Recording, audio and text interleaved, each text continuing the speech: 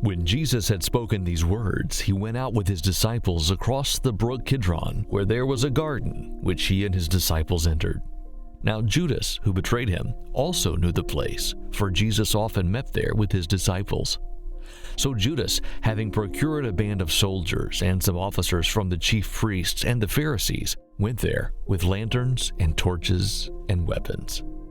Then Jesus, knowing all that would happen to him, came forward and said to them, "Whom do you seek?" They answered him, "Jesus of Nazareth." Jesus said to them, "I am he." Judas, who betrayed him, was standing with them. When Jesus said to them, "I am he," they drew back and fell to the ground. So he asked them again, "Whom do you seek?" And they said, "Jesus of Nazareth." Jesus answered, "I told you that I am he. So if you seek me, let these men go." This was to fulfill the word that he had spoken, "Of those whom you gave me, I have lost not one." Then Simon Peter, having a sword, drew it and struck the high priest's servant and cut off his right ear. The servant's name was Malchus. So Jesus said to Peter, "Put your sword into its sheath. Shall I not drink the cup that the Father has given me?" When I read John 18, I was really struck by a powerful display of Jesus's sovereignty over all things and also his submission to the Father unto death. John tells us that Jesus goes with his disciples to a garden where he'd been with them many times before, a spot that Judas would have known about. And soon Judas shows up, but he's not alone. He comes with a cohort of Roman soldiers, and that Greek word means that it was 1/10 of a Roman legion, about 600 men. And he has Pharisees with him, and he has officers from the chief priests, and they're carrying lanterns and torches and weapons. It's as if they're coming against a mighty great enemy that they think will be very resistant to their purposes of arresting him. But I love how John says that Jesus, when he sees them, knowing all that would happen to him, he comes forward. He does not hide. He does not cower back. He does not run away, but he comes to them.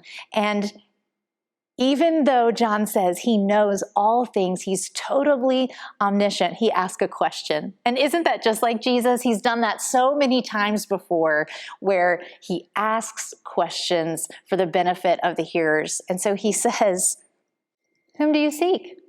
Who are you looking for?" They say that they're looking for Jesus of Nazareth.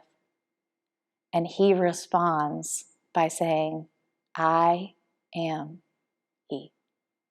The Greek, though, is ergo eimi. It's the same "I am" that we've heard repeated throughout John's gospel. That before Abraham was, I am. That I am the living water. I am the bread of life. I am the light of the world. I am the resurrection and the life. He is saying to them, I am God. I'm divine. I have been and I always will be. And John wants us to feel the weight of that statement because they felt the weight of that statement. It's so surprising as the reader when you see what happens. It says that all 600 plus of them draw back and fall down at his proclamation of who he is. It's a huge unexpected response. And then Jesus asks them again, "Who are you looking for?" Can you just imagine it? Them gathering themselves together, getting up, kind of putting their armor back on. And they tell him, "We're looking for Jesus of Nazareth." Again, he says, "I am he." Peter, who feels very uncomfortable with this whole situation, lashes out at a man named Malchus, who's a servant of the high priest. And as we know, he cuts off his ear. And Jesus's response is so gentle, but he corrects him saying, why are you doing that, Peter? Because I am here. I'm not going to avoid this cup that my Father has given me. I'm going to drink it. I'm going to drink it down to the dregs. He was referring to the wrath of God. The cup was a sign of the wrath of God. So we see Jesus, totally sovereign. He holds all things together. He's totally capable.